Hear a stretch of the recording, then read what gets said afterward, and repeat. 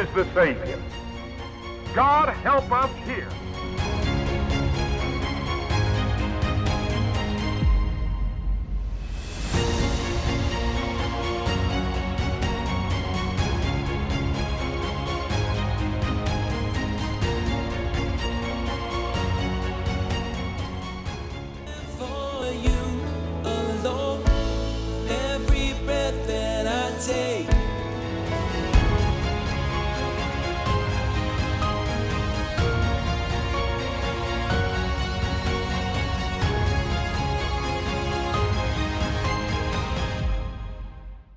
Reverend Graham, is such a wonderful time here in Berlin. Reverend Graham, kemi kaluar një kohë kaq të mrekullueshme këtu në Berlin. Është fantastike që jemi bashkë. Dhe është hera e parë që unë ju intervistoj. Ka qenë një konferencë e mrekullueshme, frymëzuese. Dhe thjesht doja ta nisja bisedën tonë me diçka që thatë në fjalimin tuaj hyrës. Ju thatë, nëse do të arrijmë Evropën, na duhet një ushtri ungjilltarësh, pa frikë, që nuk kanë turp për ungjillin, që nuk bën kompromis, dhe që qëndrojnë mbi fjalën e Perëndisë. Dhe thash me vete, wow. Wow. So it looks like we need like a few millions of people. Na duhen disa milion njerëz si ju, si Franklin Graham. Pyetja është, cila është këshilla juaj për udhëheqësit në Ballkanin Perëndimor? Si mund të krijojmë ne një ushtri të tillë? Cili është sekreti? Për një kohë shumë të gjatë ju keni udhëhequr një organizatë të madhe ungjillëzuese. Pra, nga ta fillojmë, si ta bëjmë këtë? Evangelistic organization. So where do we begin? How we do it? Preaching the scriptures, the word of God. Duke predikuar shkrimin, fjalën e Perëndisë. Unë do t'i inkurajoja pastorët dhe kishat që të mësojnë shkrimet dhe të rinjtë e tyre.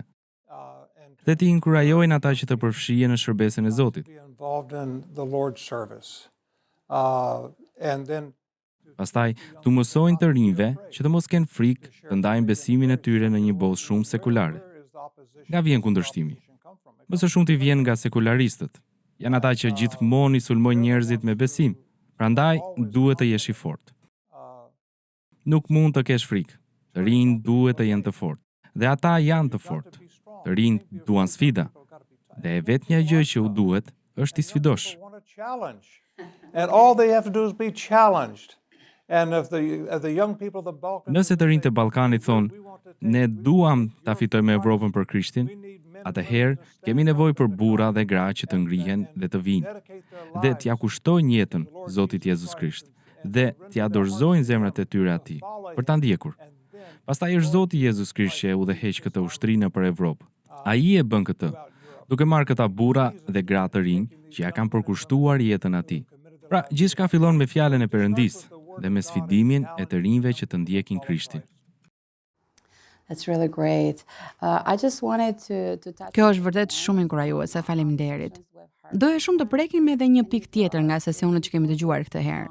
Dhe është rëndësia e lutjes dhe rëndësia e unitetit, që të jemi bashkë për të arritur vendet tona dhe Evropën, kudo që Zoti na dërgon. Wherever God sends us. So can you give what is Cila është këshilla juaj për udhëheqësit e krishterë dhe për besimtarët në Ballkan?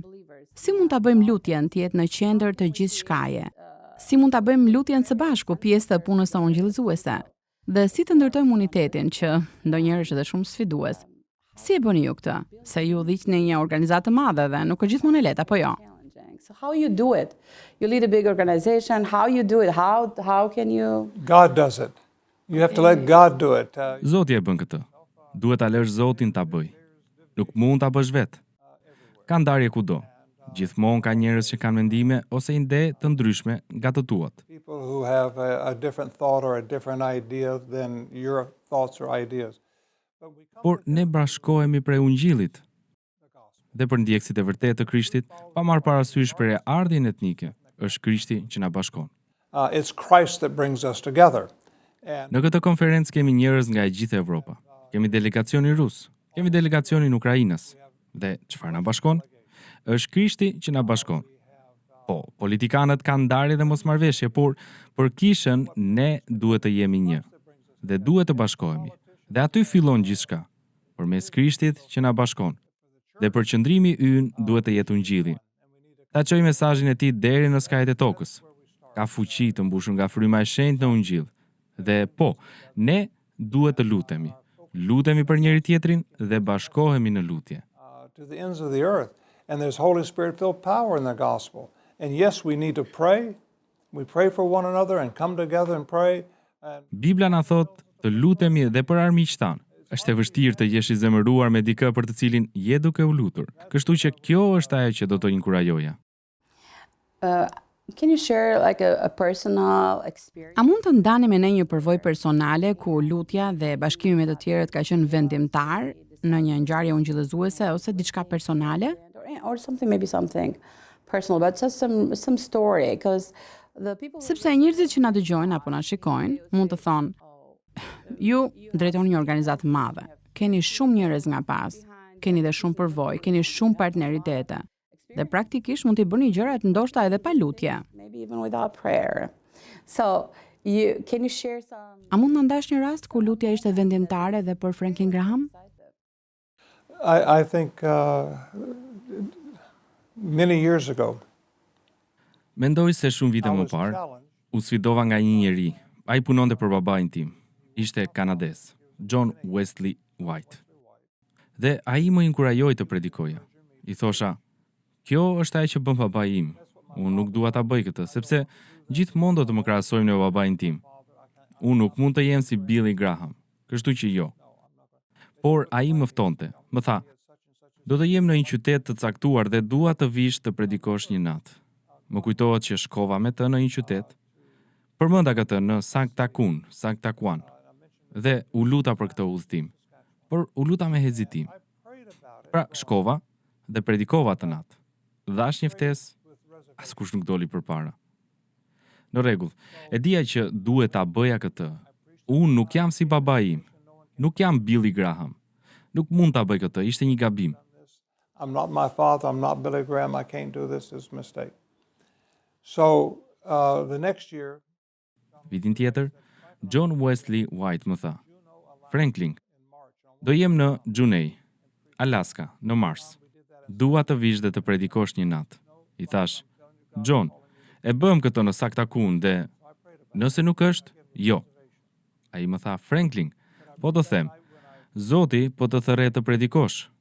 Kështu që u luta përsëri, me hezitim.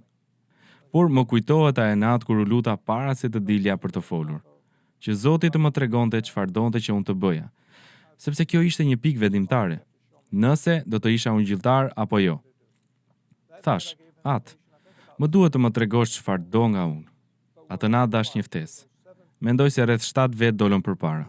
Por ajo që kuptova ishte se ata 7 njerëz nuk dolën përpara për shkak të Franklin Graham, por ishte fryma e shenjtë e Perëndisë në jetën e tyre.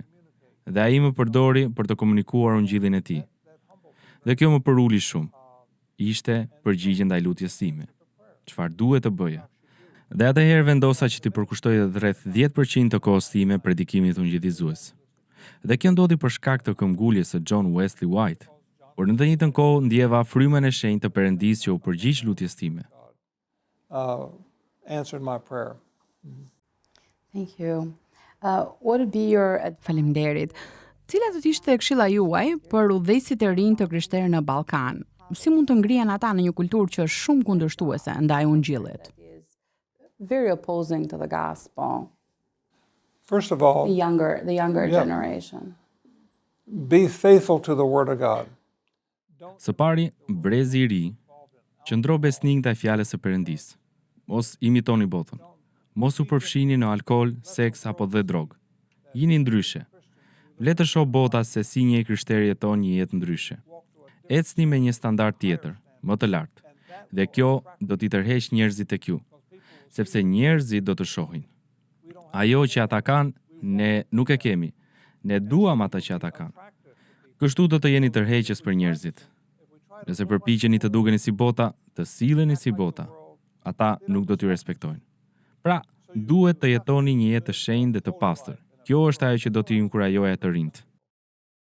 We're all praying for a new way. Ne po lutemi për një zgjim të ri, për një rizgjim në Evropë. Si e shihni ju rolin e medjave të krishtera në gjithë veprën e Zotit në Evropë? And all God's work in Europe. Well, first, I think the Christian media can be a great encouragement. Së pari, mendoj se media krishterë mund të jetë një inkurajim i madh për të krishterët e tjerë. kur ata shohin dhe dëgjojnë çfarë po raportohet. Pra, çfarë po ndodh? Kjo ndihmon për të ndezur një zjarr. Perëndia e përdor për të ndezur zjarrin. Media e krishterë është shumë e rëndësishme. Por e dini, media e krishterë duhet të jetë e përqendruar në Ungjill gjithashtu. Në rregull. Nuk duhet ta raportoni për gjithçka, por të raportoni atë që Perëndia po bën dhe ku po lëviz fryma e shenjtë e Perëndisë, që njerëzit të dinë si të luten. Kjo është kyçe. Të dinë si të luten. Kështu që keni një rol shumë të rëndësishëm. Know how to pray. So you've got a very important role. We want a message for Cili do të ishte mesazhi juaj për drejtuesit e krishterë shqiptar në Shqipëri dhe Kosovë?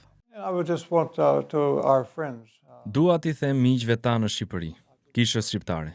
Gjëja më e rëndësishme që mund të bëjnë është të ndajnë Ungjillin, me çdo brez. Faktin që Zoti e deshi kaq shumë botën sa dha birin e tij të vetëm lindur, që kushdo që beson në të mos humbas, por të ketë jetën e përjetshme. Se Jezus Krishti është biri i Perëndisë, se ai mori mëkatet tona, ai vdiq, ai derdhi gjakun e tij në kryq, ai u varros dhe ditën e tretë Perëndia e ngriti në jetë.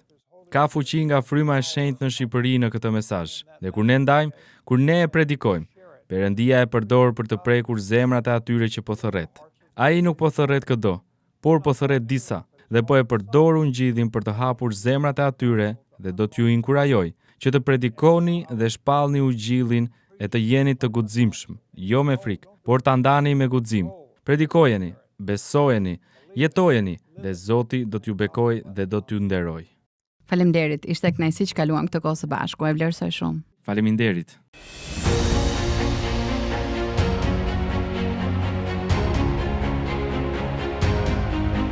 Christ is the Savior.